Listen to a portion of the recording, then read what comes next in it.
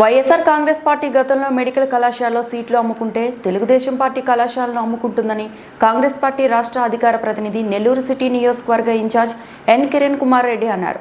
ఆయన ఇందిరాభవన్లో శుక్రవారం ఏర్పాటు చేసిన మీడియా సమావేశంలో ఆయన మాట్లాడుతూ టీడీపీ నిర్ణయానికి వ్యతిరేకంగా ఎన్ఎస్యుఐతో కలిసి పెద్ద ఎత్తున ఆందోళన కార్యక్రమాలు నిర్వహిస్తామని హెచ్చరించారు.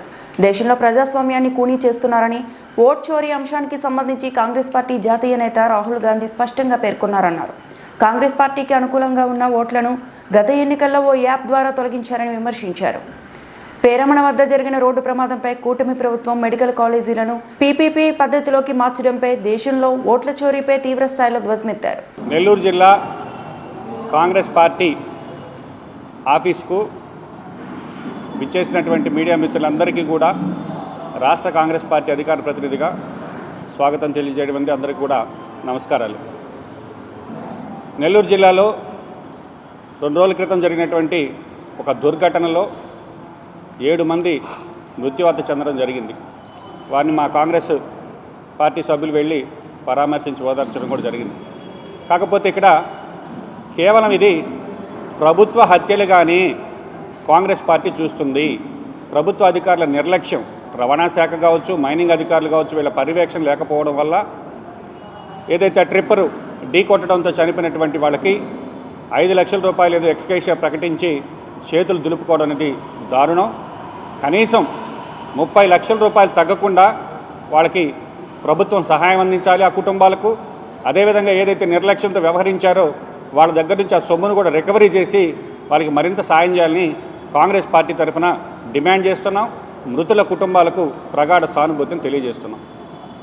ఇకపోతే నిన్నటి రోజున కాంగ్రెస్ పార్టీ విపక్ష నాయకుడు రాహుల్ గాంధీ గారు ఢిల్లీలో ప్రెస్ మీట్ పెట్టి ఎలక్షన్ కమిషన్ ఆఫ్ ఇండియా ఏ విధంగా ఈ దేశంలో పనిచేస్తుంది, గతంలో కూడా కర్ణాటకలోని మహదేవపుర అసెంబ్లీ నియోజకవర్గానికి సంబంధించి కూడా ప్రెస్ మీట్ పెట్టిన తర్వాత నిన్న మళ్ళీ దానికి పరంపరగా ప్రెస్ మీట్ పెట్టి ఏ విధంగా ఓట్ చోరీ జరుగుతుంది, ఈ దేశంలో ప్రజాస్వామ్యం బతికుండాలంటే 5 సంవత్సరాలకు ఒకసారి మనం ఓటు వేసే విధంగా మనకి రాజ్యాంగం హక్కులు కల్పిస్తే ఆ రాజ్యాంగం కల్పించినటువంటి హక్కులను కూడా తుంగలో దొక్కుతూ ఎలక్షన్ కమిషన్ ఆఫ్ ఇండియా ఏ విధంగా ఓటు చోరీకి పాల్పడుతుంది అనే దానికి స్పష్టమైనటువంటి ఆధారాలతో నిన్న రాహుల్ గాంధీ గారు ప్రెస్ మీట్ పెట్టడం జరిగింది.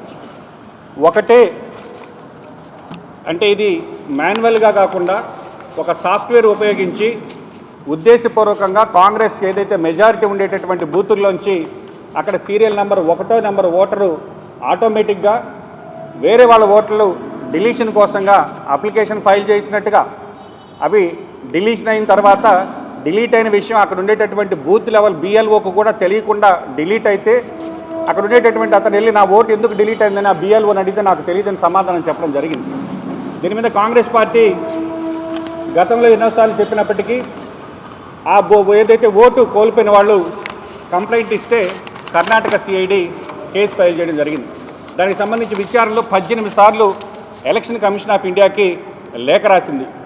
ఎక్కడ ఏ ఐపీ అడ్రస్ నుంచి ఈ ఫామ్ 7 డిలీషన్కి సంబంధించినటువంటి అప్లికేషన్స్ లాగిన్ అయినాయి, వాళ్ళు ఏ మొబైల్ నెంబర్తో లాగిన్ అయ్యారు, ఆ యొక్క డివైస్ పోర్ట్స్ ఏంటి, దాని యొక్క టెక్నికల్ డీటెయిల్స్ ఇవ్వమని 18 సార్లు సెంట్రల్ ఎలక్షన్ కమిషన్ని కర్ణాటక సిఐడి వాళ్ళు ఇన్ఫర్మేషన్ అడిగితే కనీసం ఆ ఇన్ఫర్మేషన్ కూడా ఇవ్వలేనటువంటి పరిస్థితి.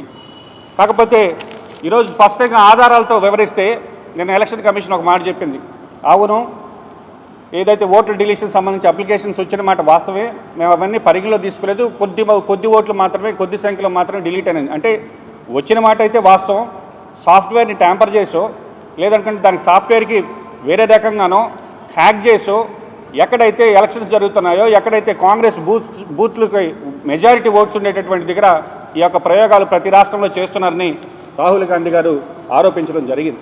కాబట్టి ఈ విధంగా స్పష్టమైన ఆధారాలతో వాళ్ళు తీసుకొచ్చి మీడియా ముందు ప్రవేశపెట్టి మాకు తెలియకుండానే మా ఓటర్ ఐడి ఎపిక్ నెంబర్ నుంచి ఓటు డిలీషన్ అప్లికేషన్స్ వెళ్ళాయని నిరూపిస్తే దాని మీద ఈరోజు బీజేపీ ప్రభుత్వం స్పందించేటటువంటి పరిస్థితి లేదు. ఎందుకంటే election commission of India chief election కమిషన్ని నియమించేటటువంటి విధానాన్ని బీజేపీ పార్టీ నాశనం చేసింది. సుప్రీంకోర్టు స్పష్టంగా ఒక తీర్పునిచ్చింది. చీఫ్ ఎలక్షన్ కమిషన్ నియమించేటప్పుడు సుప్రీంకోర్టు చీఫ్ జస్టిస్, అదేవిధంగా ప్రధానమంత్రి విపక్ష నాయకుడు ముగ్గురు కమిటీగా ఉండి ఎన్నుకోవాలి. సుప్రీంకోర్టు జడ్జిమెంట్ ఇస్తే ఆ జడ్జిమెంట్ని కాస్త తుంగలో దొక్కి దానికి మళ్ళీ ఒక చట్టం తీసుకొచ్చి ప్రధానమంత్రి తన సహచర మంత్రులు ఇద్దరుంటే చాలు ఎన్నుకునే దానికని చట్టం తీసుకొచ్చినప్పుడే ఏ విధంగా ఈ రాజ్యాంగాన్ని బీజేపీ ప్రభుత్వం కోని చేస్తుందో దేశ ప్రజలందరూ కూడా ఆలోచించాలని కాంగ్రెస్ పార్టీ వేడుకుంటుంది. దానికి సంబంధించి కాంగ్రెస్ పార్టీ సెప్టెంబర్ 15 నుంచి అక్టోబర్ 15 వరకు ఒక ఓటర్ అధికార యాత్ర అని ప్రతి ఒక్క నియోజకవర్గాల్లో యొక్క కార్యక్రమం చేపడుతుంది. అందులో ప్రతి ఒక్క పౌరులు కూడా పాల్గొని వాళ్ళ యొక్క ఓటుకి సంబంధించి ఏ విధంగా మనం ఓటు వేస్తే దాని యొక్క ఎపిక్ నెంబర్ అన్నీ కూడా మేము డీటెయిల్స్ సేకరించి అందరి దగ్గర కూడా రాహుల్ గాంధీ గారికి మద్దతుగా సంతకాల సేకరణ జరిపి ఈ యొక్క నెల్లూరు జిల్లా నుంచి ఈ యొక్క కార్యక్రమాన్ని కూడా జయప్రదం చేసేదానికి కాంగ్రెస్ పార్టీ శ్రేణులన్నీ కూడా సిద్ధమవుతున్నాయని తెలియజేస్తున్నాం. ఇకపోతే రాష్ట్రానికి సంబంధించి మెడికల్ కాలేజీల విషయం, ఈరోజు వైఎస్ఆర్ కాంగ్రెస్ పార్టీ మెడికల్ కాలేజీల గురించి ఉద్యమాలు చేస్తున్నారు. ప్రైవేటైజేషన్ అనేది చంద్రబాబు గారికి కొత్త కాదు. ఎందుకంటే 2014లోనే చంద్రబాబు గారి ప్రభుత్వం వచ్చినప్పుడు చిత్తూరులో అపోలో వాళ్ళు ఒక మెడికల్ కాలేజ్ స్టార్ట్ చేస్తే, అపోలో సంస్థ అంటే దేశంలో ఎన్ని కార్పొరేట్ హాస్పిటల్స్ నడుస్తుందో అందరికీ తెలుసు. వారికి ఏకంగా జిల్లా ప్రభుత్వ ఆసుపత్రిని తాకట్టు పెట్టినటువంటి వ్యక్తి ముఖ్యమంత్రి నారా చంద్రబాబు నాయుడు గారు. కాబట్టి ఆయనకు అది అలవాటే. కానీ జగన్మోహన్ రెడ్డి గారు ప్రభుత్వం వచ్చిన తర్వాతైనా మీరు ఎందుకు ఏ విధంగా చేశారని ప్రశ్నించినటువంటి వ్యక్తి జగన్మోహన్ రెడ్డి గారు కాదు. కాకపోతే ప్రైవేట్ మెడికల్ కాలేజీకి సంబంధించి మామూలుగా ఒక 100 సీట్లు ఉంటే 50% సీట్లు పేదవాళ్ళకి ఇస్తారు, వాటిని కన్వీనర్ కోట అంటాం. రిమైనింగ్ 35% సీట్లు మేనేజ్మెంట్ కోట, 15% సీట్లు ఎన్ఆర్ఐ కోట అంటాం. ఈరోజు government medical college central sponsored schemes కింద ఆంధ్రప్రదేశ్కి 3 కాలేజీలు వచ్చాయి.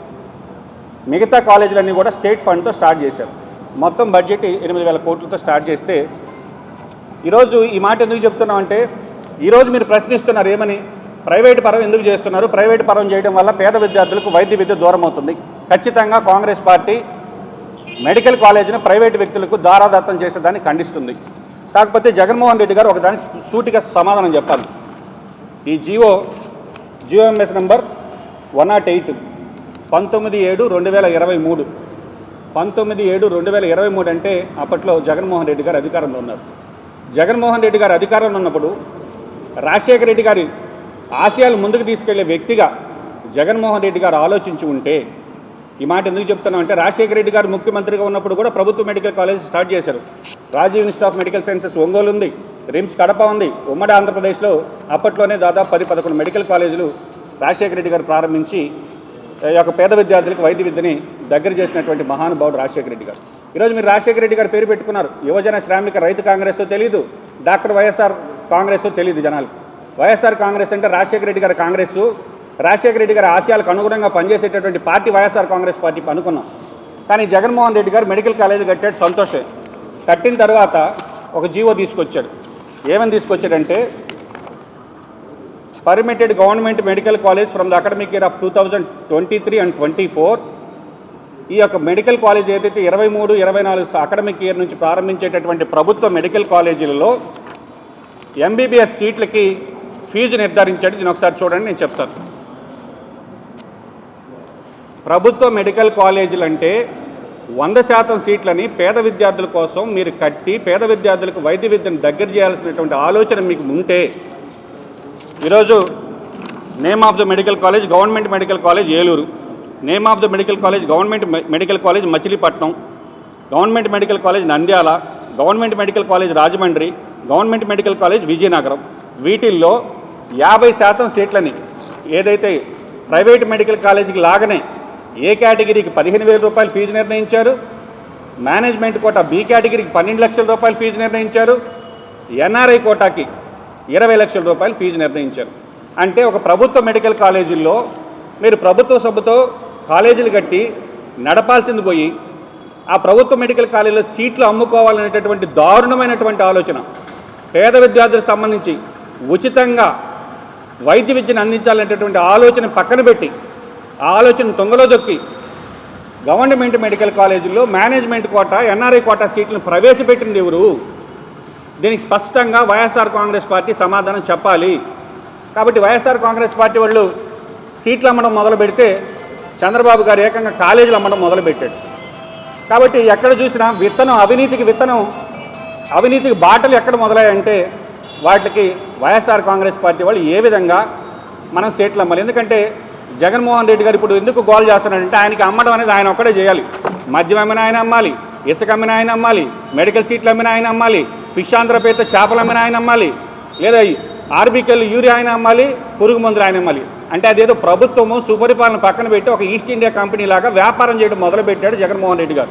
అందువల్లనే పేద విద్యార్థులకు అవసరమైనటువంటి ప్రభుత్వ మెడికల్ కాలేజీల్లో సీట్లకు మేనేజ్మెంట్ కోటా, ఎన్ఆర్ఐ కోటా పెట్టి ఒక్కో సీటుని 20 లక్షల రూపాయల లెక్కన అమ్మేదానికి జీవో ఇచ్చి అమ్మిన వ్యక్తి ఆల్రెడీ, ఎందుకంటే 23లోనే అడ్మిషన్ స్టార్ట్ అయినాయి. కాబట్టి ఈరోజు వైఎస్ఆర్ కాంగ్రెస్ పార్టీ ఏదో పేద విద్యార్థుల కోసం పోరాటాలు చేస్తున్నట్టు చంద్రబాబు మీద ముసలి కన్నీరు గారుస్తుంది. కాబట్టి వైఎస్ఆర్ కాంగ్రెస్ పార్టీని సూటిగా ఒకటే ప్రశ్న అడుగుతున్నాం, జగన్మోహన్ రెడ్డి గారు ఈ జీవోని మీరు రద్దు చేసే దానికోసం ఇప్పుడు పోరాడండి. మేము తప్పు చేశాం, మెడికల్ కాలేజీల్లో మేనేజ్మెంట్ కోటా, ఎన్ఆర్ఐ కోటా పెట్టని దారుణమైన ఆలోచన ఎవ్వరికీ రాదు. ఎందుకంటే పక్కన తెలంగాణ రాష్ట్రంలో దగ్గర 25 మెడికల్ కాలేజ్ స్టార్ట్ చేశారు వాళ్ళు. ఈ 25 మెడికల్ కాలేజీలకి సెంట్రల్ స్పాన్సర్డ్ స్కీమ్స్ కింద డబ్బులు ఇవ్వాల. మనకన్నా కనీసం ఒక 3 కాలేజీలకు వచ్చింది. మొత్తం కాలేజీలు వాళ్ళ సొంత డబ్బులు పెట్టి సొంతంగా ఈ రోజుకి కూడా ఫ్రీ సీట్స్ అక్కడ ఇస్తుంటే పక్క రాష్ట్రమైన మీకు ఎందుకంటే మొత్తం ఒక 8,000 కోట్లకి సంబంధించి మీరు ఒక ఆలోచన చేశారు. ఇది పేదలకు ఉపయోగపడే ఆలోచన. ఈ 8,000 కోట్లు మీరు ఖర్చు పెట్టలేక ప్రాధాన్యతలు మర్చి మేమేదో 2.3 లక్షల కోట్లు అక్క చెల్లెమ్మలకు శుచిలొత్తుకున్నామని సంకలు జరుపుకున్నారు తప్ప ఒక 8,000 కోట్లు పెడితే ఈ రాష్ట్రం అంతా ఆరోగ్యంగా ఉంటుంది, రాష్ట్ర ప్రజలకు సంబంధించినటువంటి ఆరోగ్యానికి సంబంధించిన విషయం, పేద విద్యార్థులకు సంబంధించినటువంటి వైద్య విద్యకు సంబంధించినటువంటి అంశం అనేది కనీసం మరిచిపోయి గవర్నమెంట్ మెడికల్ కాలేజీల్లో సీట్లు ఈ సౌత్ ఇండియాలో ఎక్కడా లేదండి. నార్త్ ఇండియా లేదు, గుజరాత్లో ఉన్నదేమో కొన్ని కాలేజీలు ఉందని విన్నాను, కానీ ఇటు తెలంగాణ ఉంది. తెలంగాణలో 25 మెడికల్ కాలేజీలు గవర్నమెంట్ మెడికల్ కాలేజ్ స్టార్ట్ చేసి 2024 లోపు పూర్తి చేసి అక్కడ అడ్మిషన్లు జరుగుతున్నాయి. మనమేమో 5 మెడికల్ కాలేజీలు స్టార్ట్ చేస్తే ఈ 5 మెడికల్ కాలేజీలకు కూడా మనం సీట్లను అమ్ముకుంటున్నాం. అంటే ప్రైవేటు మెడికల్ కాలేజీల్లో ఏ విధంగా అయితే A category, B category, C category ఉందో అదేవిధంగా గవర్నమెంట్ మెడికల్ కాలేజ్ సంబంధించి A category, B category, C category పెట్టి ఒక్కొక్క సి కేటగిరీ సీట్ 20 లక్షల రూపాయలకు అమ్మి ఎవరైనా చేస్తారా? రాజశేఖర రెడ్డి గారి ఆలోచనలు ఈ విధంగా ఉంటాయా? రాజశేఖర రెడ్డి గారి ఆశయాలకి మీరు అనుగుణంగా పనిచేస్తున్నారా? కాబట్టి మీరు చేసింది మర్చిపోయి ఈరోజు వైఎస్ఆర్ కాంగ్రెస్ పార్టీ వాళ్ళు వీధుల్లోకి వచ్చి ధర్నాలు చేసే ముందు మా ప్రభుత్వంలో మేము ఒక తప్పు చేశాం, మమ్మల్ని క్షమించారు, ప్రజల్ని మేము చేసినటువంటి పాపాలకు ప్రాయశ్చిత్తం చేసుకోవాలనుకుంటున్నాం, క్షమించమని క్షమాపణలు అడిగి మీరు పోరాటాలు చేయాలి తప్ప ఈ విధంగా ప్రభుత్వ మెడికల్ కాలేజీల్లో సీట్లు అమ్మి పేద విద్యార్థులకు వైద్య విద్యను దూరం చేసినటువంటి ఘనుడు ఎవరంటే మొట్టమొదటిగా జగన్మోహన్ రెడ్డి గారికి ఆ కీర్తి దక్కుతుంది. కాబట్టి కాంగ్రెస్ పార్టీ తరఫున స్పష్టంగా డిమాండ్ చేస్తున్నాం, జగన్మోహన్ రెడ్డి గారు తీసుకొచ్చినటువంటి ఈ జీవోని రద్దు చేయాలి. అదేవిధంగా కూటమి ప్రభుత్వాన్ని ఈరోజు బీజేపీకి సంబంధించినటువంటి వ్యక్తి వైద్య ఆరోగ్య శాఖ మంత్రిగా ఉన్నారు. ఆరోగ్య శాఖ మంత్రి గారు నేను ఒకటే అడుగుతున్నా, కూటమి ప్రభుత్వం కేంద్రంలో అధికారంలో ఉంది, ఒక 8,000 కోట్లు వైబిలిటీ గ్యాప్ ఫండ్ కింద తెచ్చుకోలేరండి మీరు?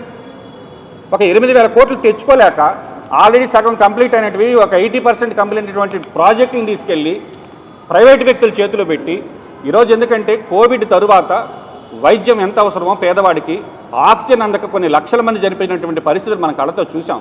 కాబట్టి ప్రతి జిల్లాలోనూ కానీ జిల్లా హెడ్ క్వార్టర్స్లో ఒక సూపర్ స్పెషాలిటీ హాస్పిటల్ ఉండాలి, అధునాతనం కానీ ఆలోచన చేయాల్సి దాన్ని పూర్తి చేయాల్సినటువంటి మీరు ఒక 8,000 కోట్లు ఖర్చు చేయాల్సి ఉంటే ఈ 2.3 లక్షల కోట్లు మీరు సంక్షేమ పథకాలకు శుచిలొత్తుకుంటూ గడుపుకున్నారు తప్ప దేని ప్రాధాన్యత మరిచి లేదా స్టార్ట్ అయినటువంటి 5 మెడికల్ కాలేజీలో మళ్ళీ సీట్లు అమ్ముకొని ఇట్లాంటి దారుణాలని మీరు చేసి ఈరోజు తెలుగుదేశం ప్రభుత్వం ఏం మాట్లాడినా మీరు చేయలేదని అడుగుతున్నారు. మైనింగ్కి సంబంధిస్తే మీరు చేస్తారు, ఇసుకకి సంబంధిస్తే మీరు చేస్తారు, లిక్కర్కి సంబంధిస్తే మీరు చేస్తారు. ప్రజలు ఇంత దారుణంగా మిమ్మల్ని ఓడించినప్పుడు ఈరోజు నిజంగా వైఎస్ఆర్ కాంగ్రెస్ పార్టీ మేము చేసింది తప్పు, వైద్య కళాశాలల్లో పేదల కోసం ఎస్సీ, ఎస్టీ, బీసీ, మైనార్టీల కోసం ఉండాల్సినటువంటి సీట్లలో సగం సీట్లను కోతబెట్టి ఈ విధంగా అమ్ముకోవడానికి జీవో తెచ్చామని చెప్పి ఒప్పుకొని చంపలు వేసుకొని ప్రజల దగ్గర క్షమాపణ కోరుకొని తిరిగి మళ్ళీ మీరు పోరాటాలు చేస్తే నమ్ముతారేమో తప్ప. కాబట్టి కాంగ్రెస్ పార్టీ ఈరోజు కూటమి ప్రభుత్వాన్ని, వైద్య విద్యాశాఖ మంత్రిని స్పష్టంగా డిమాండ్ చేస్తున్నాం. ఈ సీట్లు కూడా పేదవాళ్ళ కోసం కట్టినటువంటి ప్రభుత్వ కాలేజీల సీట్లు కూడా పేదవాళ్ళకే కేటాయించాలి. దీనిలో మేనేజ్మెంట్ కోటా, ఎన్ఆర్ఐ కోటాని తీసివేయాలి. అదేవిధంగా మిగిలినటువంటి 12 కాలేజీలకు సంబంధించి కూడా స్పష్టంగా మీకు అయ్యేటటువంటి బడ్జెట్ ఏదైతే ఉందో ఈరోజు బీజేపీ మంత్రిగా వైద్య శాఖ మంత్రి ఉండి సిగ్గుపడాలి. గట్టిగా అయితే ఒక 8,000 కోట్లు 17 కాలేజీకి సంబంధించి ఆల్రెడీ కొంత 4,000 కోట్లు ఖర్చు పెట్టున్నారు. ఇంకా 2,000, 3,000 కోట్లు మనం కేంద్రం నుంచి తెచ్చుకోలేకపోతే ఈరోజు మన వల్ల అక్కడ కేంద్ర ప్రభుత్వం నిలబడి ఉంటే ఆ మెడికల్ కాలేజీలు ప్రైవేట్ వాళ్ళకి ఇస్తామని చెప్పి ఏం పద్ధతి అండి ఇది? కాబట్టి దీన్ని కాంగ్రెస్ పార్టీ స్పష్టంగా ఖండిస్తుంది. కాంగ్రెస్ పార్టీ యొక్క మెడికల్ కాలేజీల విషయంలో ఎన్ఎస్యుఐతో స్టూడెంట్స్ యూనియన్లతో కలిసి పోరాటాలకు కూడా సిద్ధమవుతుంది. దీన్ని విరమించుకోవాలని డిమాండ్ చేస్తున్నాం. అందరూ కూడా జగన్మోహన్ రెడ్డి గారు వెంట నడిచారు. ఈరోజు మేము జగన్మోహన్ రెడ్డి గారిని ఎందుకు ప్రశ్నిస్తున్నామంటే రాజశేఖర రెడ్డి గారి ఆశయాలకు మీరు వ్యతిరేకంగా పనిచేస్తున్నారు అని మేము గుర్తు చేస్తున్నాం. అదేవిధంగా కూటమి ప్రభుత్వానికి సంబంధించి కూడా ఈరోజు స్పష్టంగా డిమాండ్ చేస్తున్నాం. మెడికల్ కాలేజీలను ప్రైవేట్ పరం చేసేదానికి కాంగ్రెస్ పార్టీ ఒప్పుకోదు అనే విషయాన్ని స్పష్టంగా తెలియజేస్తున్నాం.